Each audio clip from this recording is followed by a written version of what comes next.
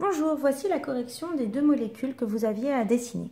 Tout d'abord, la molécule de CH, Cl, Cl, OH, NH2. On voit bien que sur chacun de ces carbones, il y a 4 groupements différents. Donc, celui-là lié au Cl, celui lié au O, celui lié au H, celui lié au C. Ici, sur ce carbone, celui lié au Cl, celui lié au H, celui lié au C et celui lié au NH2. Le plus simple, peut-être, est d'écrire sa formule développée pour bien voir ces 4 liaisons. Donc, la liaison au Cl, la liaison au H, la liaison au OH, la liaison au H, la liaison au Cl, la liaison au NH2.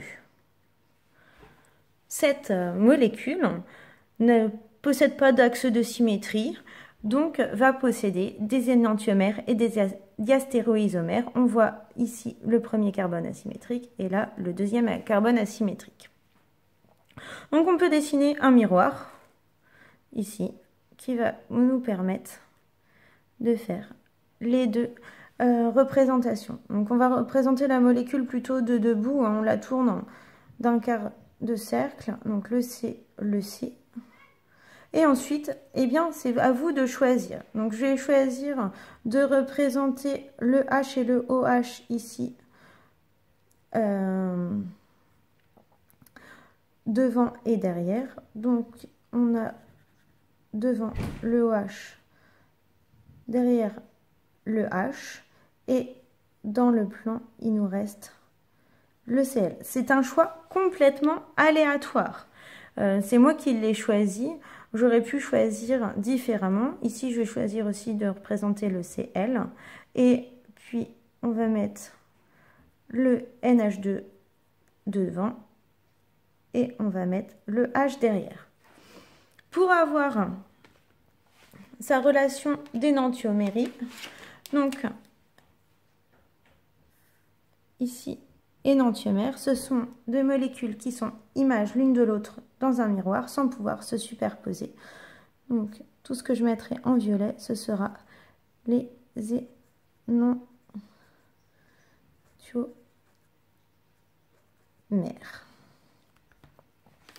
Et donc, on va faire tout bêtement l'image dans le miroir. Donc, je reprends mes deux carbones.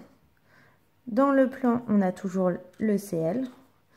Et devant, mais de l'autre côté, j'ai mis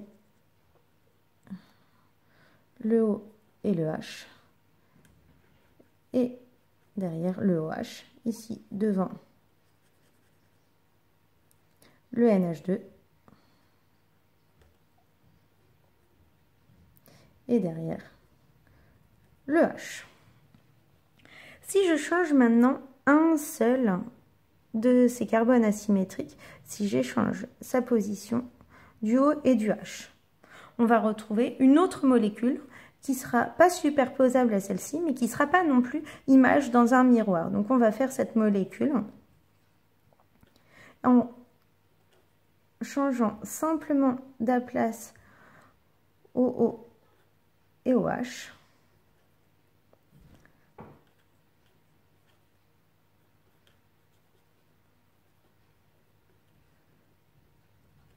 Et vous voyez, on a une nouvelle molécule.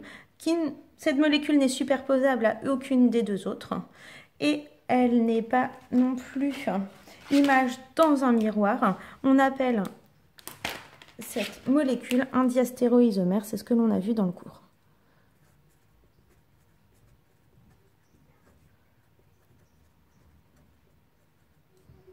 Un diastéréoisomère. Donc ces deux molécules sont diastéréoisomères. Et ces deux-ci sont aussi diastéréoisomères. Il nous reste une dernière molécule à faire pour cette représentation qui correspond à cette formule développée. La molécule image dans le miroir de celle-là, c'est-à-dire son énantiomère, qui correspond donc CH NH2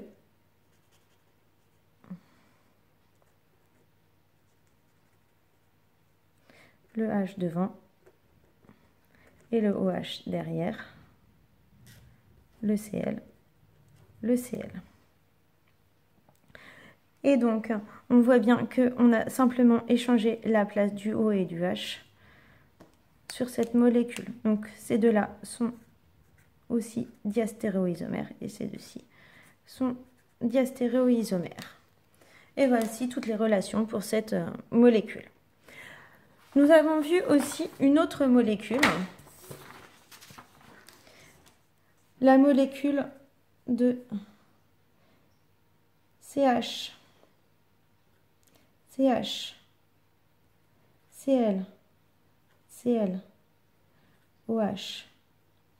OH, cette molécule, si on la fait en formule développée, on voit bien toutes ces liaisons. Donc pour le premier carbone, Cl, H, OH est lié au C, c'est bien un carbone asymétrique. Et le deuxième, il est lié au C, au Cl, OH et au OH. On a bien un deuxième carbone asymétrique. Le problème, c'est que cette molécule, si on l'écrit avec une formule semi-développée, on voit qu'on a ici un axe de symétrie. Et donc, on risque de ne pas avoir de symétrique. Donc voilà la molécule dans l'espace. Et on voit clairement son axe de symétrie ici en son centre. Donc cette molécule ne possédera pas d'énantiomère puisqu'elle a un axe de symétrie. Donc on va les dessiner, hein. On va la représenter comme ceci. Donc C. On voit que l'on a ici le OH. En bas, le OH que je mets dans le plan. Devant, je mets le Cl des deux côtés. Et derrière, on met le H. Et donc, on pourrait dessiner sur cette molécule un axe de symétrie, comme ceci. Et donc, elle ne peut pas posséder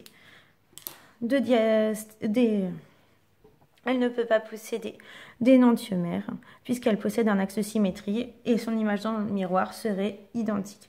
Donc on peut faire deux diastéréoisomères, un diastéréoisomère en bougeant celui-ci. On va voir si c'est la même molécule. Donc on bouge les deux, voilà,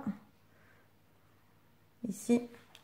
Et on voit bien que cette molécule ne possède plus d'axe de symétrie, de plan de symétrie, puisque quand on perd sur ce plan-là, en face du chlore, il y a l'oxygène et l'hydrogène, le groupement alcool, et de l'autre, la même chose. Donc on n'a plus de plan de symétrie sur cette molécule que l'on va pouvoir dessiner.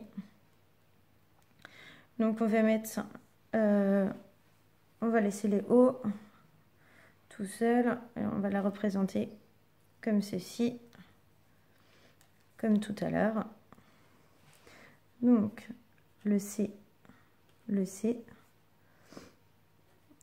les deux OH.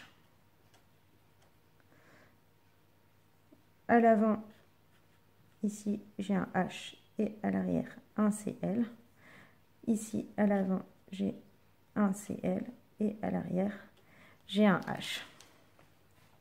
On voit bien que cette molécule, on a juste tourné le O et changé la place. C'est comme tout à l'heure un diastéréoisomère.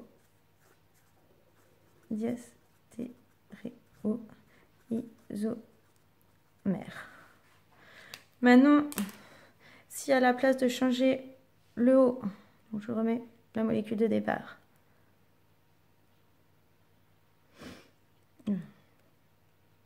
Donc la molécule de départ. Si à la place maintenant de changer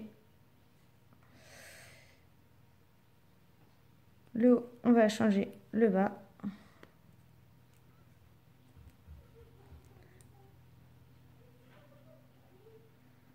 Donc tout. Là, on change le bas. Donc la molécule en haut est bien la même et en bas différente. Et si je la retourne, je vois que cette molécule, où j'ai juste échangé le bas, et bien image de celle-ci dans un miroir, hein, le Cl à l'arrière, le H en haut. Donc on a bien l'image dans un miroir, c'est normal.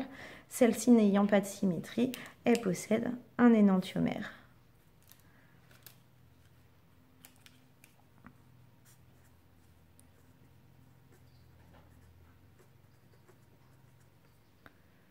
Voilà, donc on va la dessiner, la dernière.